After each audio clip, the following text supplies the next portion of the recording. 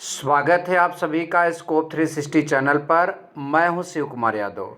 इस वीडियो में मैं आपको एयू एंट्रेंस एग्ज़ाम 2021 की प्रिपरेशन के लिए बीए के संस्कृत का सिलेबस बताऊंगा। अर्थात मैं संस्कृत के वो इम्पोर्टेंट टॉपिक आपको बताऊंगा जिसे यदि आप क्लियर कर लेंगे तो एंट्रेंस एग्ज़ाम में आप बहुत अच्छा परफॉर्मेंस कर सकते हैं। तो कौन से हैं वो इम्पोर्टेंट टॉपिक, आइए अब उसके बारे में बात करते हैं। तो सबसे पहला देखिए, संस्कृत एक भाषा है।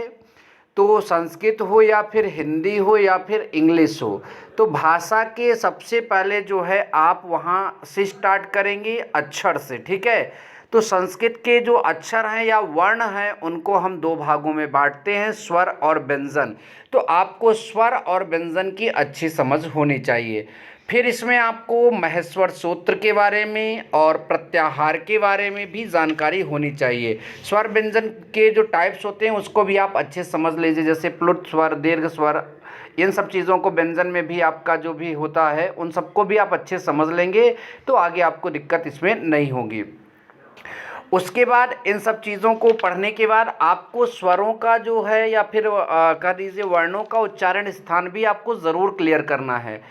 फिर लिंग, वचन और विभक्ति को भी अच्छे से क्लियर कर लेना होगा। जैसे व्याकरण में जो 7 विभक्ति होती है, प्रथमा विभक्ति कर्ता कारक, द्वितीय विभक्ति कर्म कारक, तृतीय विभक्ति जो है करण कारक। ठीक है, तो इनको भी आपको अच्छे से क्लियर कर लेना होगा। ठीक है, लिंग, वचन और विभक्ति के बाद जो आपको क्लियर करना है जो है, उसके बाद यहाँ पर कारक भी आएगा, तो कारक को भी आपको यहाँ पर समझकर ही चलना होगा, कारक भी। और सबसे इम्पॉर्टेंट आपकी क्या होगी, संधि। ठीक है, तो संधि भी आपको ज़रूर समझकर चलना है। संधि 3 प्रकार की होती है, स्वर संधि, व्यंजन संधि, विसर्ग संधि। आप इसे क्लियर कर लीजिए। यदि आप संस्कृत से बीए करना चाहते हैं तो आपको पता होगा, आप पीछे पढ़े भी तो होंगे ना संस्कृत, तो इतनी आपको समझ तो होगी ही। तो संधि ज़रूर क्लियर करके जाइएगा, इससे 2-3 क्वेश्चन आपके ज़रूर बन जाएंगे। ठीक है, ध्यान दीजिएगा। संधि से ऐसे क्वेश्चन पूछे जाते हैं कि बताइए आपका मतलब कि जैसे जो बहुत आप पढ़े हैं उसी तरह से परोपकार में कौन सी संधि होगी। ठीक है, या उसके अलावा आपको ये बोल देगा कि परमार्थ में कौन सी संधि होगी। तो ये आपको यहाँ पर समझकर बताना होगा, अगर आप समझकर पढ़े रहेंगे तो बताएंगे। फिर समास को भी क्लियर करना बहुत ज़रूरी है। फिर धातु रूप, जिसे हम अंग्रेजी में क्रिया भी बोलते हैं, तो धातु रूप को भी आपको क्लियर करके ही जाना होगा। ध्यान दीजिएगा। उपसर्ग और प्रत्यय, ये दो तो आपको क्लियर करने ही होंगे। हिंदी, अगर आप हिंदी में उपसर्ग और प्रत्यय अगर आप क्लियर किए होंगे तो संस्कृत में आपको काफ़ी हेल्प मिलेगी। ठीक है, तो ये बात आप सभी लोग ध्यान दीजिएगा। अव्यय भी थोड़ा बहुत पढ़ लेना।